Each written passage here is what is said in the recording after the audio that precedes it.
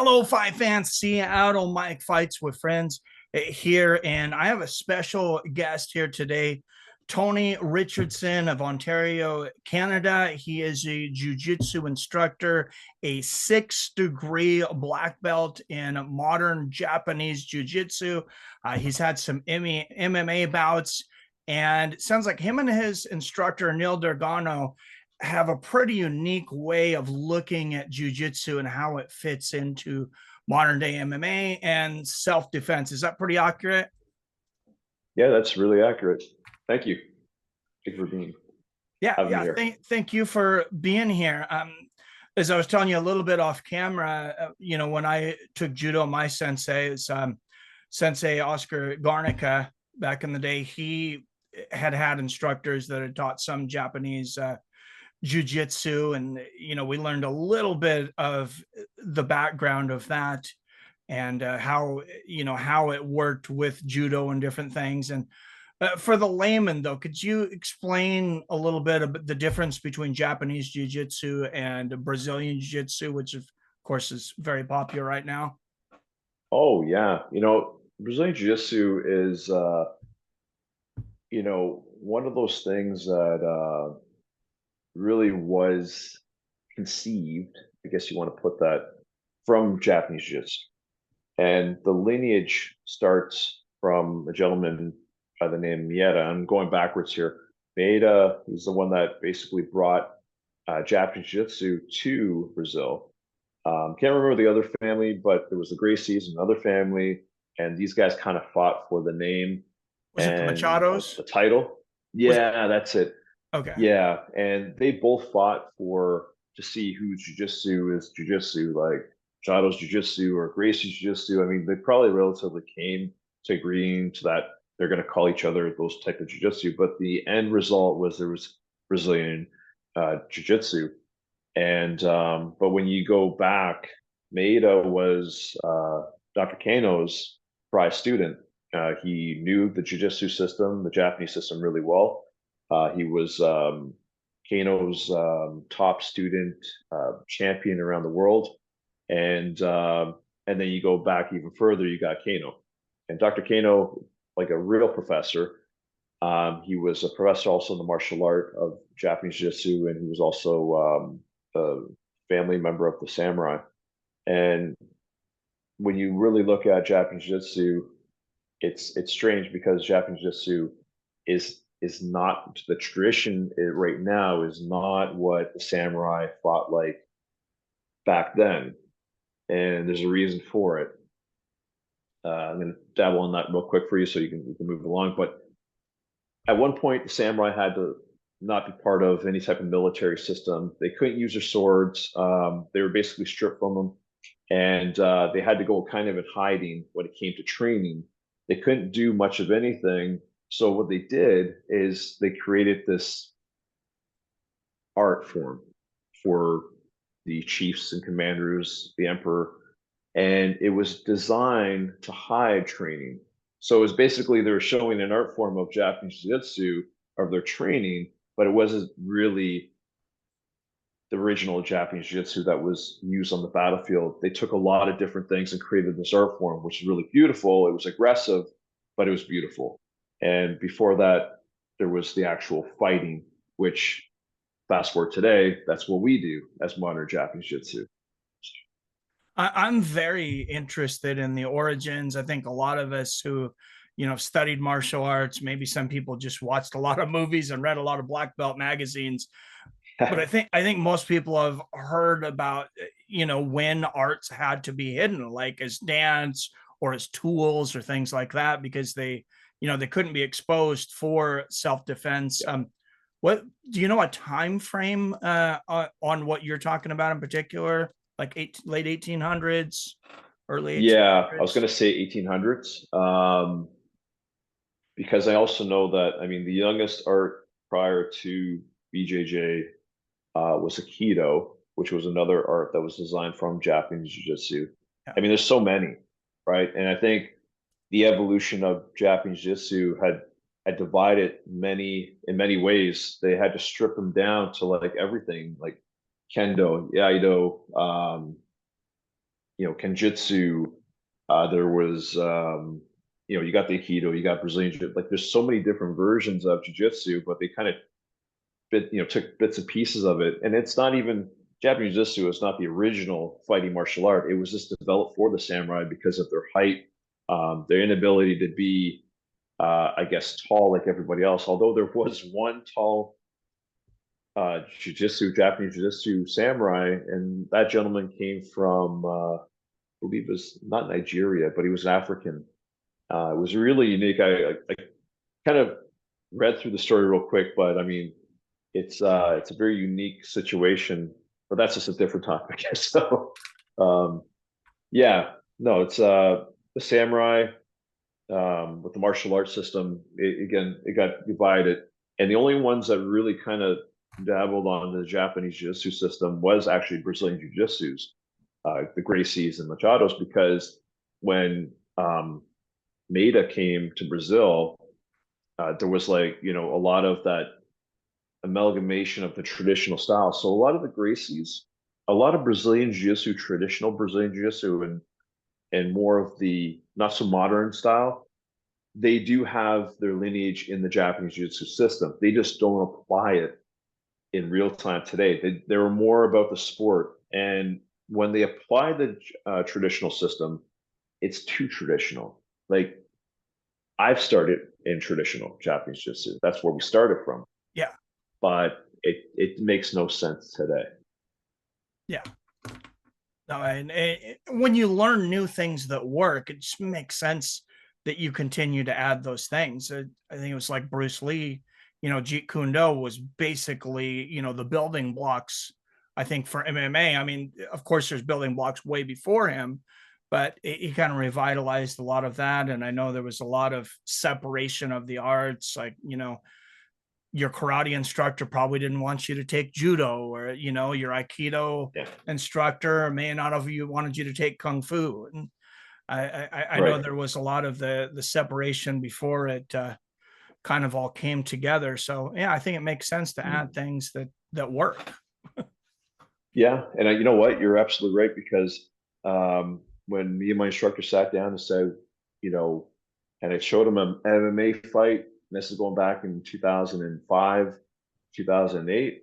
And I said, we do self-defense because that's what we do. And he's like, absolutely. I said, okay, well, I want to show you a video of a fight, and you tell me anything that we do that resembles anything these guys are doing. And he looked at it and he said, not really. I said, because this MMA is as close as you can get to the street fighting. The only difference is there's a cage that surrounds you from everybody else. Yeah. And there's a referee that stops the fight if it has to. Where street, it just continues on until someone either gets severely hurt, or, it just stops and just kind of everyone just moves on. Or you're going to have people that jump in because there's no cage, right? So it's a very dangerous situation, and we're all about self-defense. We're all about the danger. We're very military style, but we wear the gis, and we do have a ranking system, but we also look at different scenarios, as in not so much rehearse attacks like Japanese traditionals, where I take my Muay Thai, which I did, and he did boxing, and we kind of just put it in together, and we had 3 different styles in one. Oh, beautiful. I've always thought a great base would be like, like a judo guy and Muay Thai, because you both use the clinch so much, and a lot of that stuff seems like it would work together really well. Right. Well, I did BJJ for a little while. I didn't go in there to become a professor on BJJ, although a friend of mine who's also a Japanese 6th degree, he became a professor, and he came 3rd in the world on BJJ. Wow. I only did Brazilian Jiu-Jitsu to my blue belt only because I wanted to understand the fundamentals, the basics of how to be more confident on my back and how to reverse situations, because the last thing you want to be on the street is on your back. It's not a good place, or even on the ground for that matter. And so I wanted to understand, because if there is a fight that ends up on the ground, I need to know how to get back on my feet. And the only way you're going to do that is if you understand the philosophy behind Brazilian Jiu-Jitsu and their techniques that they use to get themselves back on the ground. And it works.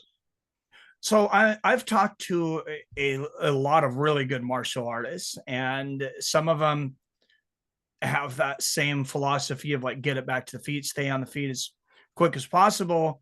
And then I've talked to other guys, especially guys that are jujitsu. I just had an interview the other day. He's like, well, you're layman. He doesn't know anything about grappling. So, get him down to the ground as quick as you can, choke him out, get an arm bar or, whatever that is. So that's, it's good to hear a couple different approaches to that.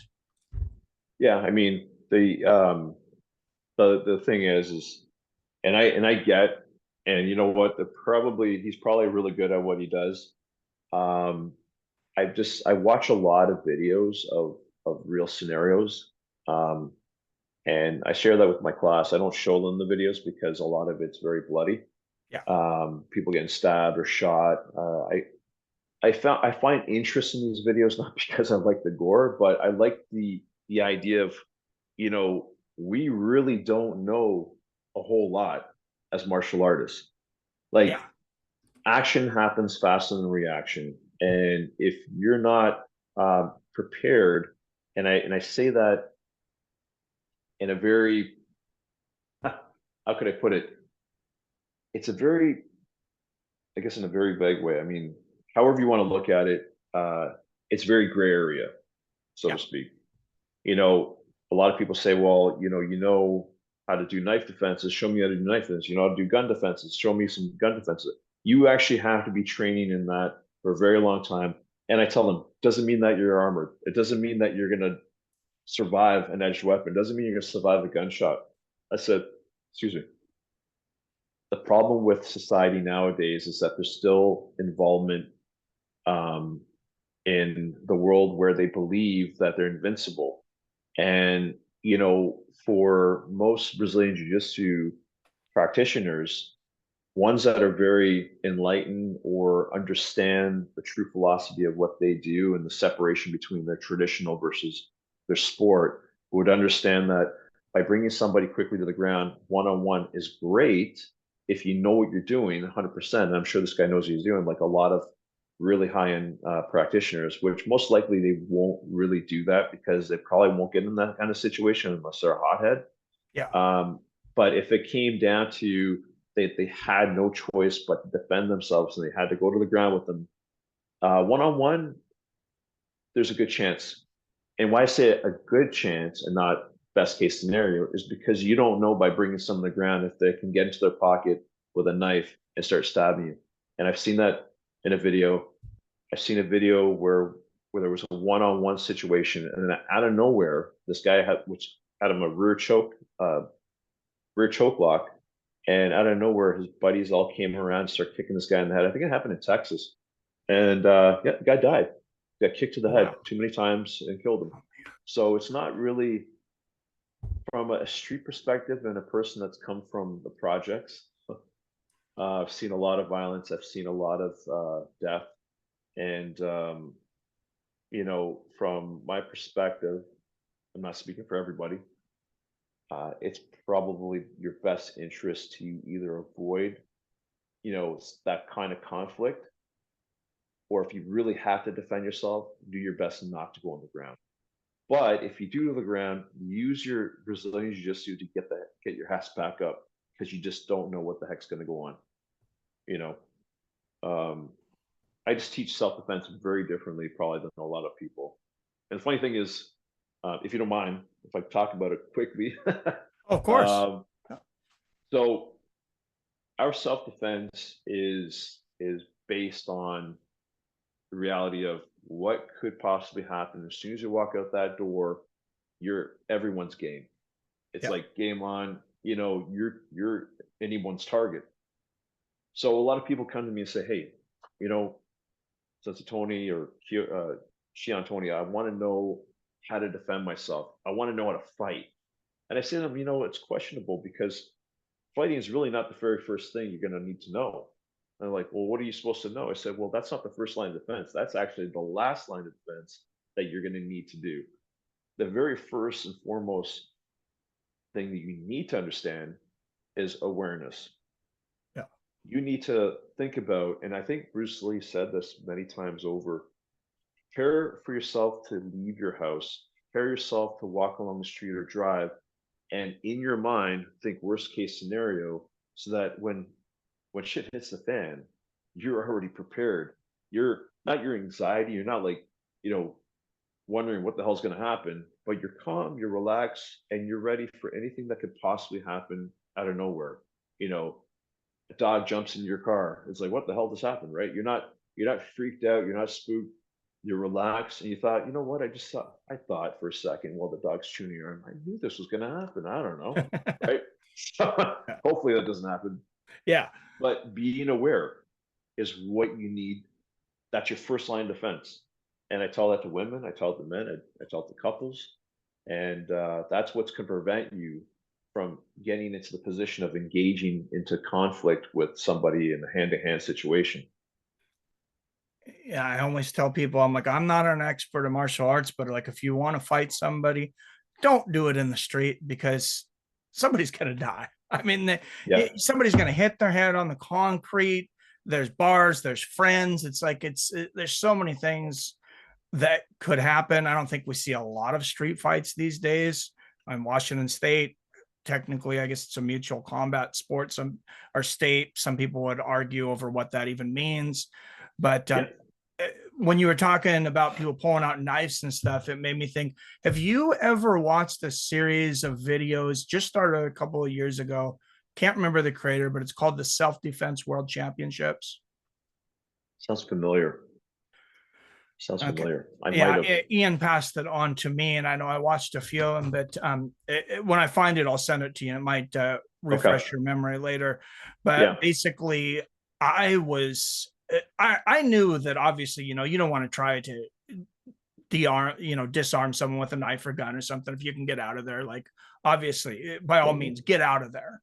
But I was surprised when they took these guys in real life scenarios, some of the best martial artists that they could find on moving buses, guys with knife attacks. Almost no martial artist was able to not get stabbed, especially the first couple times that they put it in. They're a plastic knife and they have like a count. These guys, multiple time black belts and many different arts, they're all getting stabbed like 30 times. So I mean, Yeah. it might be Yeah. something even good to show your students too, because Oh, I love that. I Yeah. was surprised at just how helpless some of these really good martial artists were. Just against a knife and other things. Yeah. I think also training. I mean, you're not invincible at all. Yeah, I mean, again, awareness is the key. I mean, when um, I remember in a situation where, I'm at the bank. It's really late at night. I just wanted to deposit money. I'm with my girlfriend on the phone, actually a video phone, and we were talking. And I pull up, and it was kind of dark, and I stopped, and she goes, "Are you not going to go in the bank?" I said, "You know what? Something's bothering me. There's just something going on that's bothering me." And obviously, you don't do this at 12, 1 o'clock in the morning, but it's not a bad neighborhood. But something yeah, was troubling me, and I thought to myself, I don't know if I want to do this. And I look over the corner of my eye and I see somebody coming out of the pillar of the just not too far with a duffel bag. And I thought to myself, you know what? I'm sure I could beat this guy. yeah, I'm sure I could beat if this guy attacked me, I could beat him up. But why would I? And secondly, I don't know what this guy's carrying. He could yeah, have a machete, he could have a knife. And then now it goes from, a 90% chance of my survival to like maybe 50 or less. Because when somebody has nothing to lose, they're going to go in all in, and they're not going to hold back. In the martial art world, you see people like they're kind of doing this and that, and it's more rehearsed, and it's like they're not here to kill you. They're yeah, just here to make you better at self-defense, but there's no realism in that. Like for our classes, sometimes what we'll do is we'll take the e-tops off and we'll have markers, right? And it's cool because I mean they're washable, but you can tell where there's going to be a deep slash or a stab wound because it's darker, oh, that's a great right? idea. And I think it's a cool thing, but at the end of the day, let's put it this way. Let's be honest with each other. If somebody wants to kill you, they're going to kill you. I don't care what level of expertise you are. You could be a freaking 10th degree black belt or something. Um, But and this is and I say this, and it was verified with other even U.S. Marines. If somebody is going to kill you, and if you are not aware of anything, they're going to find a way to do it, and it can happen in a busy street.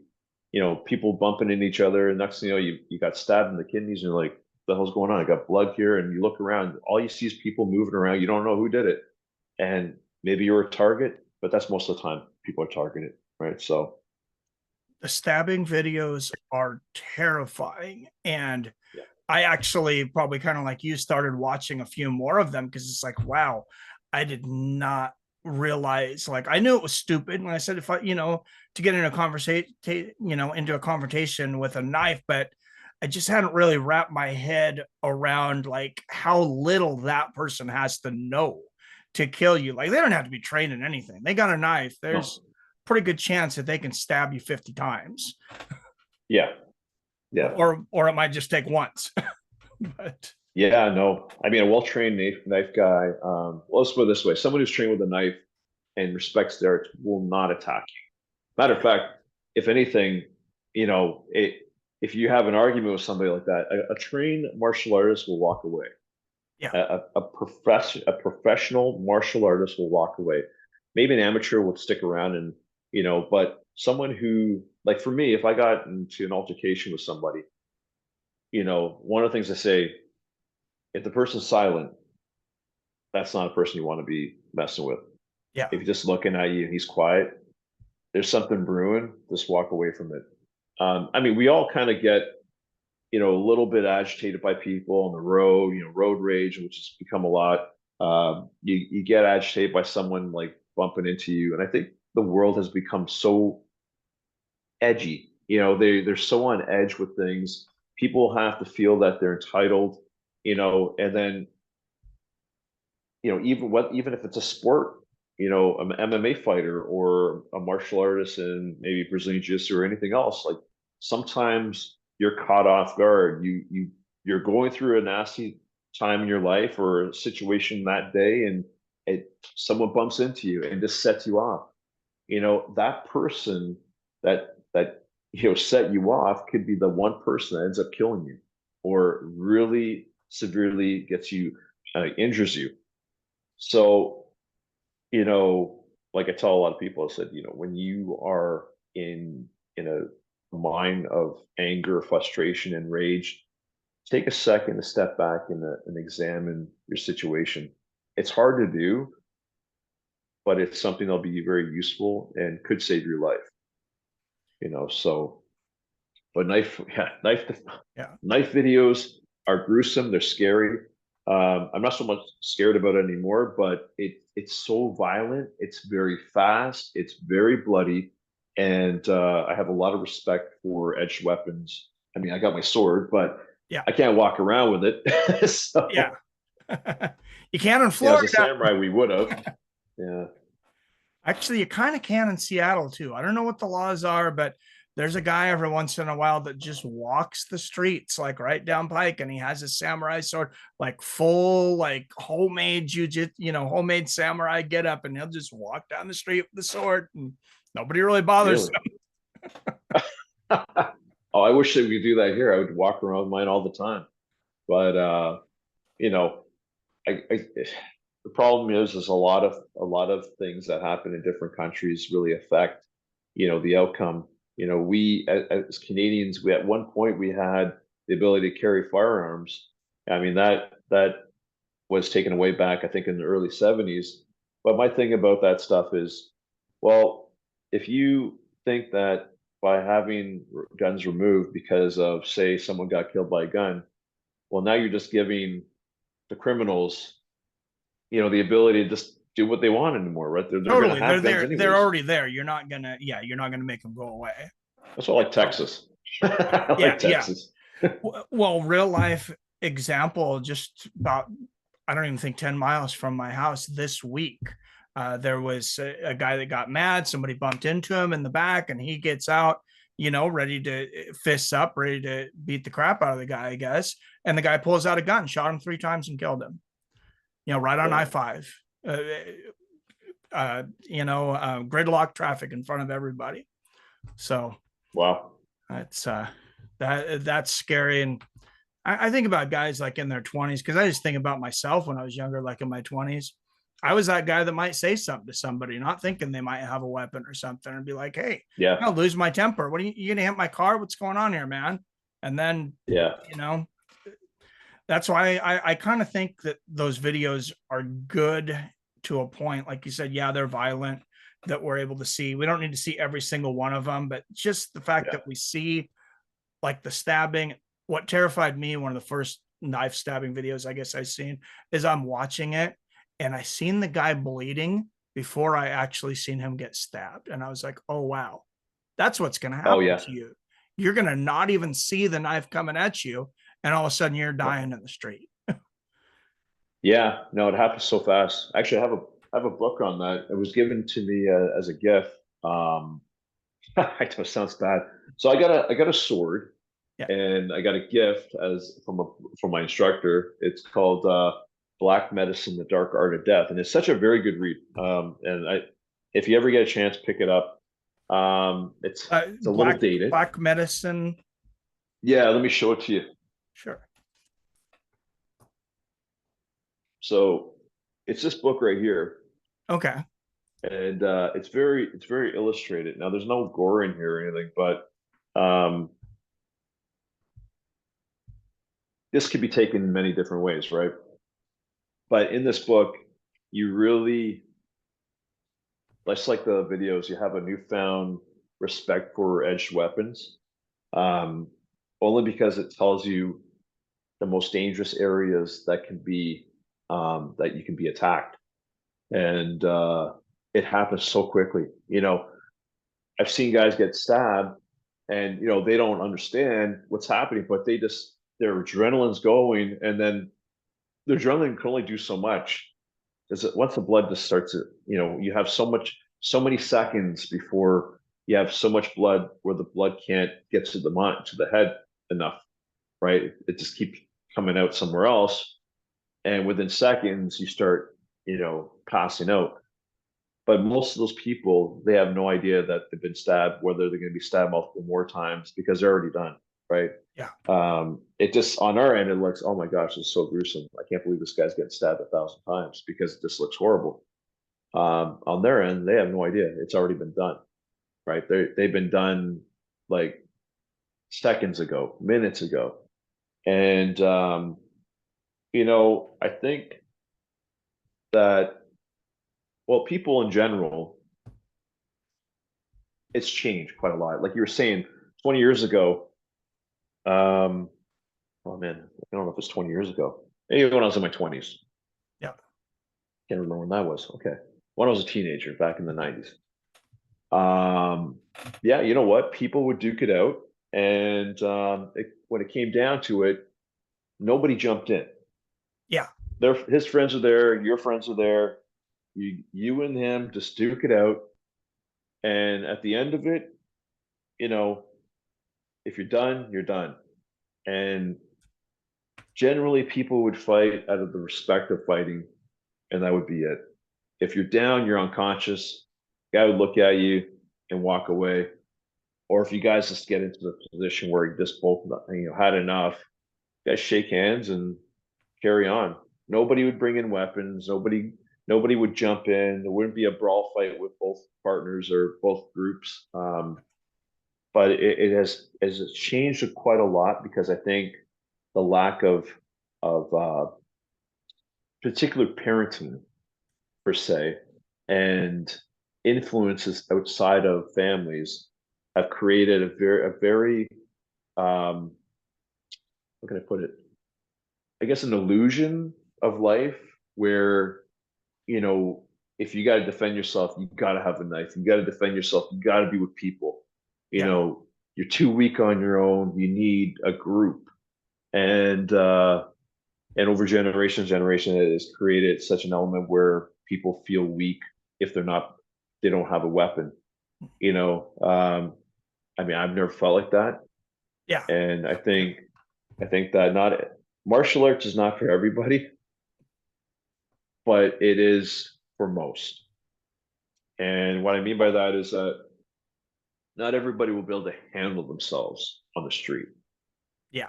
But if the art reflects enough to you that humbles you, makes you feel more aware of your surroundings, and makes you feel more comfortable and more confident, that's great.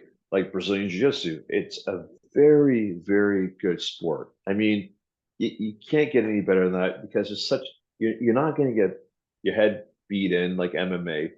Um, you're not going to be in a position where there's so much disrespect that the guys have to break your leg, right? I mean, you get your Yeah. leg broken, sometimes that happens, but it's not, there's no intention of ill feelings towards each other, no matter, even if it's just like, oh, I'm going to get this guy good or whatever. That's more like, okay, at the end of it, you guys tired yourselves out, you're fatigued, you shake hands, and that's the end of it. Yeah. Um, but Brazilian Jiu-Jitsu, um, like a lot of other martial art, like in the martial art range, there's a lot of faults. I'm not saying that what we do is 100% like foolproof. We all have flaws in martial arts. There's no better martial art than another martial art. I like to pick and choose different things to make what we do better. I think Brazilian Jiu-Jitsu gave us a good foundation for the ground, even though we created the system to begin with. I just feel that in our system, the evolution of what, because I'm an evolutionist, so the evolution of Japanese Jiu-Jitsu in the modern system, it allows us to divide three different styles, not styles, but three different levels of Japanese Jiu-Jitsu. One is stand-up. I have Muay Thai background. My instructor has boxing. We use that as our stand-up, our fighting situation, our stance, or the way we clinch, the way we throw our punches, the way we throw our kicks is a lot more technical. I'm a technical kind of guy. And then we get into the judo aspect, the throws, the takedowns, the sweeps, the reaps, and then we have the ground. Now the ground is a little different than Brazilian Jiu-Jitsu. We do techniques on the ground, but we also are more of like, we're going to strike you on the ground, we're going to hit. The guy on the ground could hit back. Like this is more like real fighting, right? Yeah. But Yeah, and I think even within each art, it just made me think. I was talking to somebody else the other day about judo, and it's like, yeah, there are some good throws that can get you in good positions. You get a good ochigari, a good sweep, a tayatoshi where you can land on somebody. But there's some throws that I wouldn't want to try in a street fight. I'm not going to try and opponent Saranagi, most likely, Murder Saranagi, because you're giving up your back standing, and that's yeah, you yeah, know you don't see it. And now we have, of course, the real world comparison. Like you said, we can watch these MMA bouts. We have thousands of examples now of real MMA bouts, and there's some things that are really successful and some things that just haven't been. yeah. And you're right, because the only illusion of the MMA world is really, like, I mean, the only division between MMA versus street is realistically a fight should never last that long. You want your fight to be finished quickly. Um, you know, it may prolong 10 seconds, but I think in everybody in the professional level, whether it's military, policing, that's been on the beat, been in situations, jail guards, the fight needs to be done within 10 seconds or less. Because if it prolongs further than that, you need the adrenaline, you need to be the endurance, the stamina, like an MMA fight. Those guys, they train for the distance. Some Yeah. of them train for a very short fight, but they know they can go the distance if it needs to be played out that way.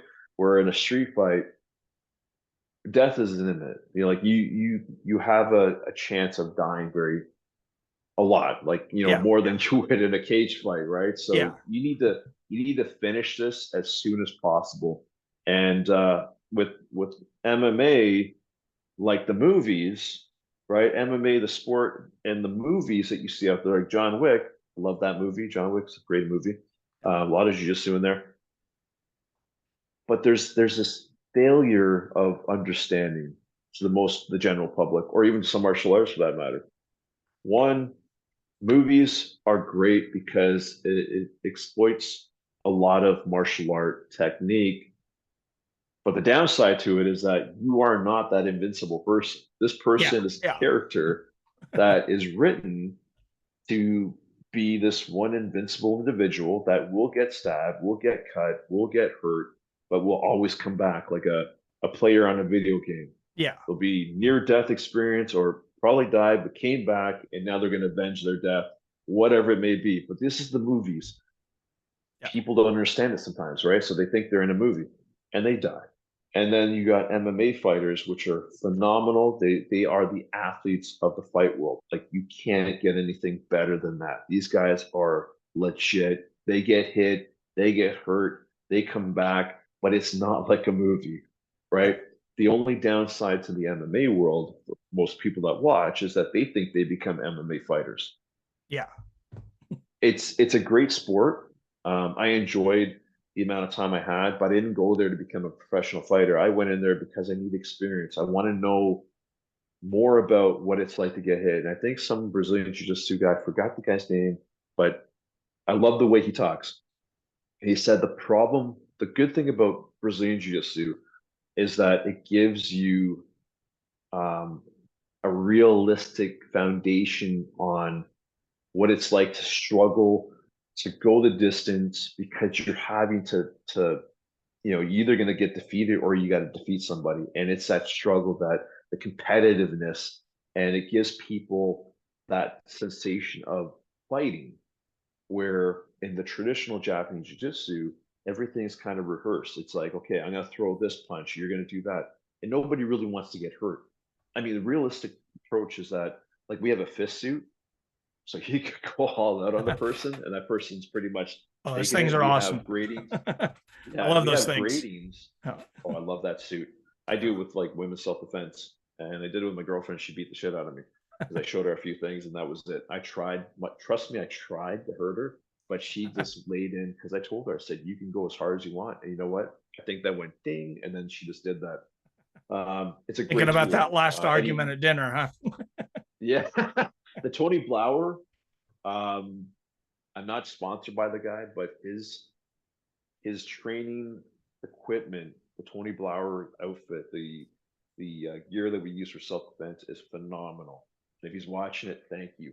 So now going back to what I was saying, what the gentleman in BJJ was saying is that it gives you a more realistic foundation of fighting because you're having to to wrestle, to grapple, and you're trying to do the best you can, and this person's not going to allow you that easily. Where in certain aspects of martial arts, you're learning the skill to fight, Yeah. but you're not fighting. The person's like, okay, I'm going to come at you like this, and you're going to block this. So there's no real aggression, um, and this is why we changed our striking perspective. It is aggressive. If we have some guy coming in new, we're not going to say, okay, I go against that black belt over there. And even our black belts wouldn't even hurt this guy because it's like, look, you're just learning. We're going Yeah. to show you how to do it. When I go against my instructor, I mean, he lays in on it. There's no holding back. And I'll go at him too. I mean, he's older than I am, but trust me, he can knock me down. Yeah. But again, it's very reminiscent of MMA. We're not here to kill each other, but we are stepping up the evolution stage of striking, meaning we're not the we're not the traditional guys that are just going to be like, okay, cross arm block, I'm going to hit you, you grab me, I'm going to do this or whatever. But that knowledge is important, but it's not going to take you to the next level of real time kind of self defense because you're not able to hit. Right? It's just like, okay, I'll Yeah. just tap you, boom, right? And that's not going to happen. It's like karate where they boom, boom, they pull a punch, and that happened to a lady who was really good at karate. She was in an elevator. She felt, you know, that something was going to happen. The guy wasn't going to attack her, but she just felt like there was something wrong.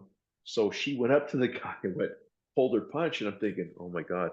Oh, The guy's like, what the hell? If it was yeah. another situation, that girl would have been attacked, Oh, and yeah. it would be nothing she would ever be able to do about that.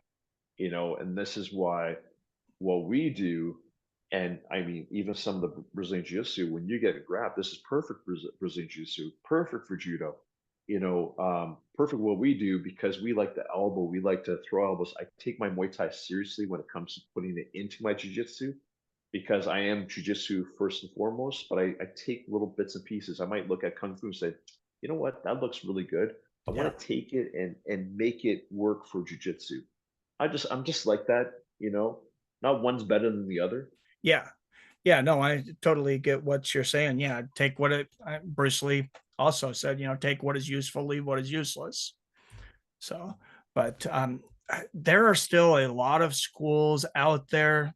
I don't know how many people are still going into them. Hopefully not in this crowd, but I know there's some out there that like they are still giving away belts on katas and pay for rank. I see you laughing over there. Pay for rank, taking written tests. I mean, some people don't know this, and I know it blows their minds. It's like, wait, there's people that are out there that are, brown or black belts that don't know how to defend themselves.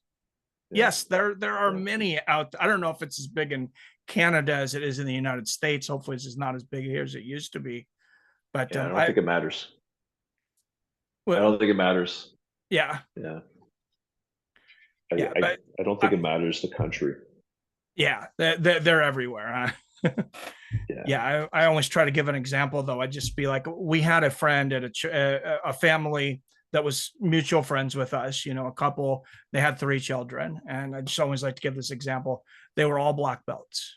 They were all black belts in Okay. Taekwondo. None of them, I'm sure, could kick through a paper bag. The youngest was 8 years old. He was a black belt. Like, how do you get your black belts? Oh, well, we just pay this $15 to take this test, and we do these katas and, pass these written tests or whatever, and we get another belt. And I'm just like, I don't even know where to start talking to you about this. And there really ended up being no talking with him. I didn't want to lose the friendship. So we kind of just talked about other things, but just, I don't want anybody to waste their money on some crap like that and then not be able to defend themselves. Yeah, and it's the sad reality.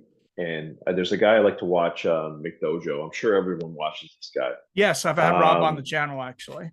Yeah. Yeah, you know what? I had some conversation, very short conversation with the guy. Not on like a like a meeting or interview. I like what he does. I like that he exposes these things because if I could be a Jedi Knight, I would love that. Just do this, and that's the Yeah. end of it. I would see things coming before it even happens. I can listen and hear and feel. But that's not the reality. uh, the sad reality is that you're absolutely right. There are people that will give away certificates to even to a pet dog. So it's bad. Um, trying to be really nice about it. It's actually disturbing. So Yeah, yeah. to say the I least. think it should be illegal. And I think there should be sanctioning, and yeah, I mean, I don't want it to be real controlled, like a bunch of government official telling people how to teach classes, but like it's no. ridiculous. Well, you know what? I think for the most part, people walk into a dojo and like for me, I mean, I've been in martial arts for 34 years now, and I will not bullshit somebody. Yeah, And if someone's like coming in like, oh, hey, you know what? I want to learn how to fight. It's like, yeah, that's cool. What kind of fighting do you want to learn? Do you want to learn how to like street fight? Do you want to learn how to like MMA fight? Muay Thai fight? Because if I'm not a Muay Thai crew, so if you want to learn some Muay Thai that I use for my jujitsu, I can teach you that. If you want to learn Muay Thai specific, I'll send you to some people I know that do Muay Thai. yeah. If you want to learn a modified version of BJJ that's meant for what we do on the ground, great. If you don't want, you want to learn BJJ, I got tons of people that I know in the martial art world of BJJ, phenomenal instructors that can teach you Brazilian Jiu Jitsu. So I know a lot of people, even Kung Fu. It's like, you want to learn Kung Fu, stuntman, whatever. I know a lot of people. The problem is that people talk and say, hey, I know this really great place. I never really been there, but I see them all doing all kinds of flips and all that. And the first thing someone thinks, oh man, I want to be a ninja. Yeah. They go there, it's Taekwondo, and then they're breaking boards that are really not like they're boards, but they're breakable boards. Oh, they're And ridiculous. I've seen them. I've seen guys hit these boards or miss them, like they barely even make contact, and they hit the floor and they break. yeah, And I'm sure it's you've seen it too. Yeah. And sorry to interrupt you there, yeah. but that drives me nuts too. No. The funny thing is you say that it's because when I was maybe, so I did judo when I was about 5, And I did Taekwondo for 2 years when I was, I would say, oh my God, I can't remember my age, but I know it was like, let me see, 87, not my age, but maybe back in 87 I did that. When I was five, I'd be 1980, I did judo. And then when I got into high school, that's when I met my high school teacher, and Neil Dargano. And he was also a track coach of mine. And saw the whole samurai in his shirt, and I'm like, "What is that?" And he's like, "I teach jujitsu." I'm like, "Oh, okay, let's try this." And I've been with him ever since. So it's when you look at a lot of these martial arts, and even like for us, we had to make a change. If we're doing self-defense, we had to evolve. And it made no sense for me to say, okay, you throw me this right punch, I'm going to block it like this, I'm going to hit you, I'm going to throw you. It doesn't work like that in the real world. Like you were talking about, I never want to I don't want to do an Ippon Cianagi and someone take my back. That's the worst place I want someone to be, on my back. And it Yeah. only happened once or twice when I was doing, what do you call it? I was a bouncer at a club, and I'm trying to, control this guy. And his buddy went over the VIP right on my back. I Oh man. pushed him and I threw the guy on the ground. But Yeah. that's because someone jumped on my back. It was just, it was my instinct to do Yeah. so. But and for me, I've always been the talker.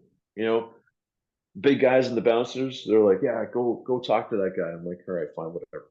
Yeah. So I told him, I say, hey, look, let's do this way and we'll go this way and I'll get you guys back in, but you got to behave. I'm always, conversing in a way that, I'm very, you got to do this or you got to go.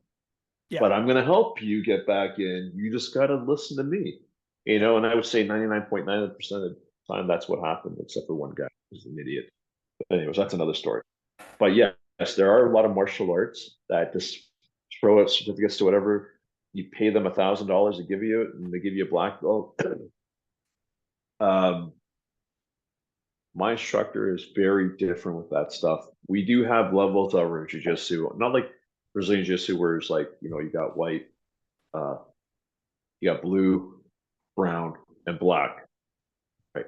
And I mean, their timeline is very long. Like you're going to be there for a very long time.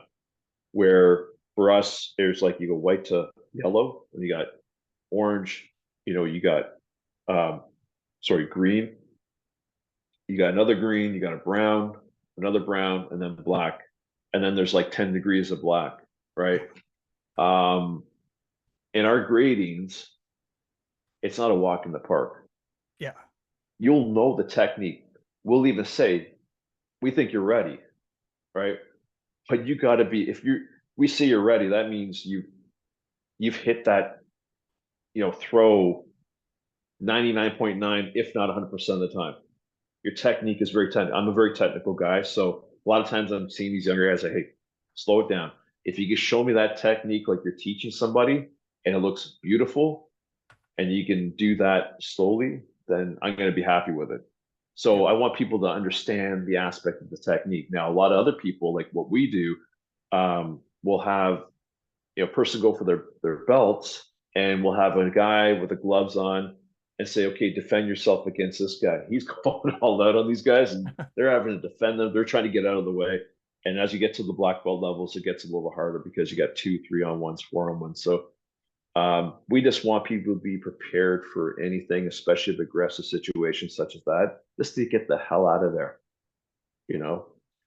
That's great. I think the general public doesn't really understand like the differences in black belts. And I'm not going to say I'm like a great practitioner because I'm not, and I've been out for quite a while, but I just had somebody call me out in an interview recently. It's kind of like act like I didn't know what I'm talking about because I'm a brown belt in judo. I never got my black belt. My instructor was, he was very slow to give belts out. I'm like my best friend after a year. I mean, this is a year of going 3-4 hours every day, 5 days a week, and then competing on the weekends.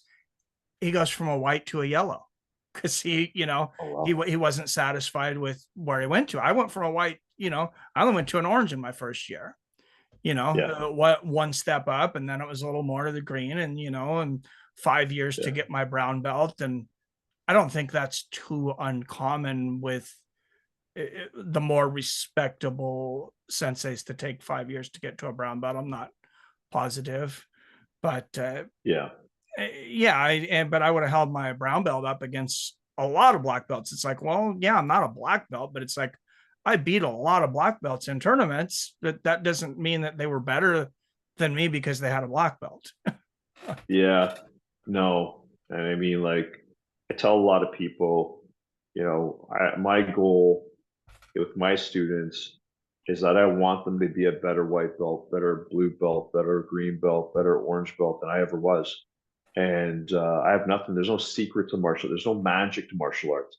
There's only the evolution. And if you're an evolutioner like I am, black belts, if they are evolutionists, then they're going to see that in order for their martial art to expand and get better, they gotta they gotta prove and put out better material. They're going to have to create an element of good technique, and I mean realistic approach technique, if that's what they're trying to do. But they're going to have to understand that if they want their martial art to evolve, to become better, is to realistically take what they have and make sure that their students are going to be better at those levels that they ever were. Like, I look and I think, man, I wish I knew what I know today back then, Yeah, because that would make me such a better person, a better martial artist. But because I only know what I know now, and I keep evolving and taking things and making it better than what it was, and taking even older technique and thinking it was, if I could, sorry, that was my device there telling me time for bed. If I could take the things I know now, like I did before, and I think a couple years from now, I'm gonna say, you know what I was showing was good, but it wasn't great. I'm yeah, gonna change a few things and make it better. And I think a lot of martial artists don't want to do that. They want to be the guy that says, well, whatever I show you is what it is. yeah, And don't question me. I'll have students yeah. question me, say, oh, well, what if you do it this way? Okay, show me. Let's see how it works. If it looks better, hey, listen, congratulations, you just made jujitsu better. Uh, So Thank God we were lucky enough to run into mentors that respected the arts and didn't just give away belts. Huh?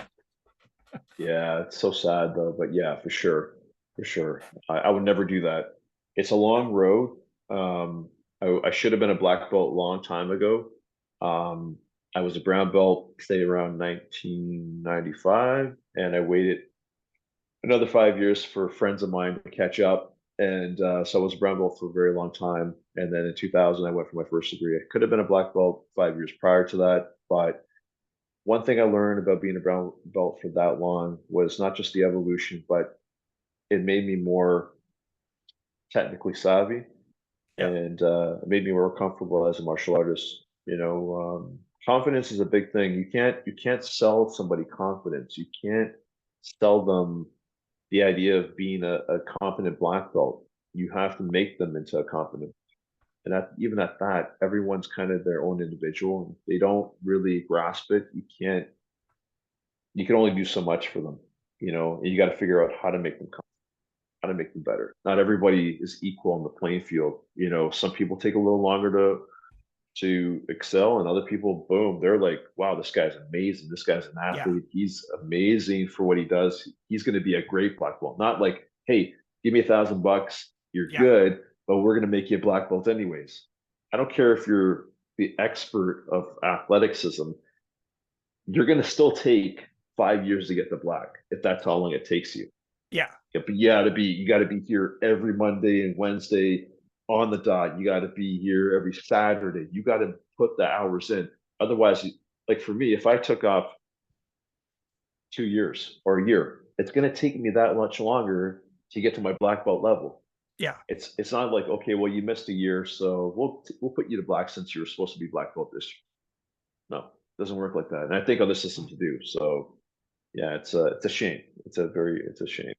yeah. It is. So I know you're running out of time here though, but are you teaching anybody in your dojo right now?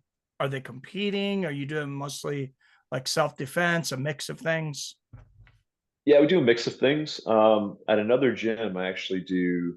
technical MMA, which is like if I do a private class or private session with somebody, I do what's called technical MMA, and it's basically a little bit of Muay Thai, a little bit of boxing. There's not a lot of throwing or anything. It's more like movement drills, footwork and stuff. I think footwork's a very important thing because you got to throw a football, you got to need footwork. You need to do anything in footwork to be an athlete. So fighting is very footwork oriented. Um, the other thing I do at this gym is called MMA Fitness, which I put together myself based on MMA training, and it's phenomenal. People come in, they do this training, they want to vomit, but at the end of the day, they feel fitter, they feel more confident. When I throw punches, or when I show them how to throw punches on the bag, or hit the pads, I'm not doing this nonsense with the pad. I can't stand that. I don't know what it is. Oh my God. I have such a pet peeve with that. People are holding pads and they hit the person's glove. Not Oh only is yeah. that making a problem for somebody because they're thinking that they're hitting the pad hard, which they're Yeah. not, is it gives them this falsehood of like, oh, I'm really good. I'm Yeah. really good. I can hit somebody hard if I had to. No, you can't. So when I teach somebody, I just don't go to throw boxes. I don't get them to throw punches like that aimlessly or whatever. I show them really good hand structure, foot structure, and I show them how to throw that punch effectively. And I think that is the most important thing you can give them to take home with themselves. Because if they ever leave that gym, if everything happened, they would actually be able to protect themselves, right? Or just Yeah. run. Yeah. And but anyhow, yeah. Hopefully I can get on your podcast again and have another in in-depth discussion about this stuff. Yeah, absolutely. But you're in Ontario. What's your dojo's name? Well, I run out of my instructor's dojo called Greater Toronto Jiu Jitsu. Okay. It's located in Richmond Hill. Okay. Are you guys accepting students right now? Anybody that's in the area? Absolutely. Absolutely. Okay. Yeah. They're there every Monday and Wednesday, 8 o'clock to 9:30. Okay. So there you go. Anybody listening in the Ontario area, definitely check these guys out. Well, hey, thank you very much, Tony. I would love to talk to you more about this again. For I could sure. talk for hours about this stuff, about the history and things, and I'm always learning new things, and I definitely learned some things today. So thank you very much. Thank you for having me, Michael. All right, thank you, Tony. And when you get a chance, if you just want anything you want to send me, like your, contact, any Facebook or Instagram stuff like that, I'll put it in the Absolutely. description of the video for people. So, Sounds good. all right, I everybody, will. check out Tony Richardson. And as always, we love you, we respect you, and we'll see you fine asses next time. Cheers.